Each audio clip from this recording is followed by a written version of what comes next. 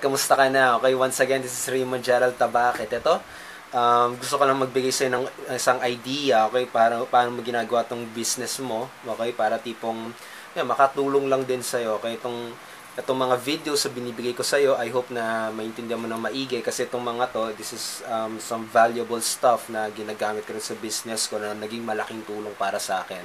At sa tingin ko, magiging malaking tulong din ito sa'yo, okay, so ito. Anyway, ang gusto ko sana i-share sa'yo ngayon is the topic na kung paano ba i-deal, okay? How to deal with people na tipong may mga sinasabi sa'yo, okay? Yung mga people na baka may sabihin sila sa'yo, paano mo i-deal yung mga taong yon?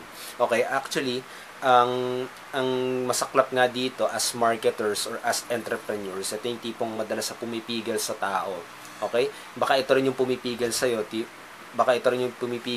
kaya kung bakit nahihirapan kang gumawa ng action, pagbablog, paggagawa ng traffic, okay, ng pag-send ng traffic sa website mo, ng pagkakausap, pagtatawag sa prospect mo, pagpa-follow up, yung mga ganyan.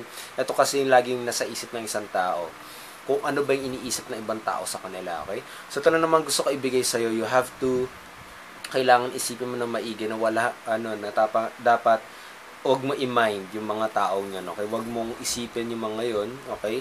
Kailangan isipin mo lang yung success na makukuha mo, yung tipong yung resulta makukuha mo kapag ginawa mo yung task na yun. Kailangan mas mas timbangan mo ng mas malaki, yung tipong makukuha mong pabalik, kaysa yung mga taong magsasabi ng masama sa'yo, magsasabi ng ikikritik ka, okay?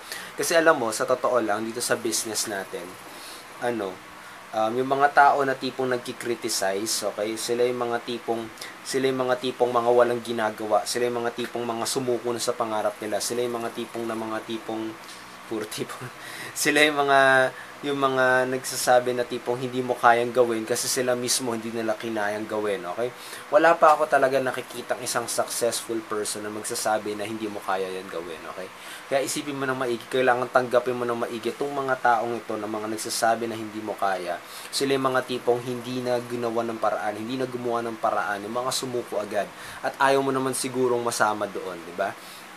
Sabi nga nila, hindi mo kayang maging successful kapag tipong hindi mo kayang lumipad, okay, sa success mo kapag tipong sasama ka sa mga manok, 'di ba? Sa mga manok na hindi naman kaya lumipad, okay?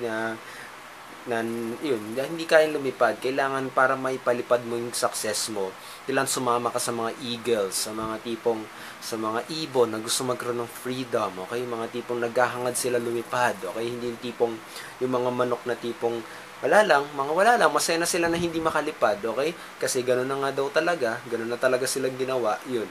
Kaya kailangan maging isa kang eagle, sumama ka dun sa mga eagles, sumama ka dun sa mga ibon na gustong lumipad, na gustong magkaroon ng freedom, okay? So yun lang naman yun, kailangan tanggapin mo ng maigi na tipong itong mga taong ito, sila yung mga tipong mga magpapabagsak ng business mo, magpapabagsak ng success mo. Kaya you have to never listen to them. Kaya kapag ikaw, okay, nag-worry ka kasi tipong baka kung ano sabihan nila, okay, wag mong isipin yun, okay? Wag mo silang isipin. Kasi ako mismo kasi, actually, hanggang ngayon, may mga critics pa rin ako. Hanggang ngayon, may mga nagsasabi pa rin masama sa mga pinagawa ko sa paggagawa ko ng video. Marami nagsasabi na tipong pangit ng quality, okay? Pangit ng quality ng video ko. Okay, dami rin nagsasabi na walang kwenta tong sinasabi ko. Dami nagsasabi na I'm too arrogant. Marami rin nagsasabi ng ganyan. Pero alam mo ba, habang tinutuloy-tuloy ko tong mga videos na to, doon ako nagkakaroon ng resulta. And I know, I'm really 100% sure na kapag tinuloy-tuloy mo lang ginagawa mo, no, hindi ka nakikinig sa kanila, I'm really sure magkakaroon ka rin ng massive result at magkakaroon ka rin ng resulta dito sa online. Okay? So naman, once again, this is Raymond Gerald Tabake. I hope talaga na marami kang napulot dito sa video na to. Sobrang halaga nito, okay? As a marketer, kung seryoso ka maging marketer, kung seryoso ka maging entrepreneur, maging internet marketer, network marketer, ayun, you have to keep this mindset. Kailangan lagi mo sasabihin niya sa sarili mo. Okay? So, yun naman, ituloy mo lang ginagawa mo. Okay? So, yun naman once again, okay? So, I hope you click the like button kung nagustuhan mo to. You leave your comments below. You ask questions kapag tipong may katanungan ka. You can share this content para tipong makatulong din sa iba. Okay? And ayun, I hope you subscribe to my YouTube channel. Click the red button there, subscribe para tipong i-email ka makakatanggap ka ng email kapag nakakapagpalabas ako ng videos na ganito. And also, you can add me in Facebook, Raymond Gerald Tabaque. I-add mo lang ako doon, i-type mo lang sa search bar, i-add mo ako, i-message mo ako, tulungan kita. Let's help each other out kung paano mo gagawin yung business mo.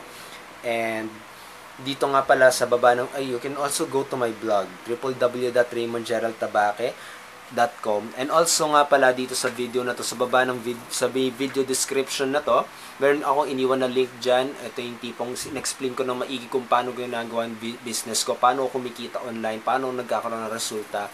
Ituturo ko sa yung step by step for free, okay? No investment, no strings attached, for free, okay? Kaya kailangan mo i-click yan sa baba, okay? Click mo lang yan, wala akong hiningi investment dito. Talagang ituturo ko lang sa iyo lahat step by step kung paano ko ginagawa, okay? So naman. So once again, this is Raymond Gerald Tabaque. Kita-kits na naman tayo sa next video vlog. Stay awesome, stay great. Tuloy mo lang ginagawa mo, friend. Kayang-kaya mo yan, okay? So once again, kita-kits agad sa next video. So bye!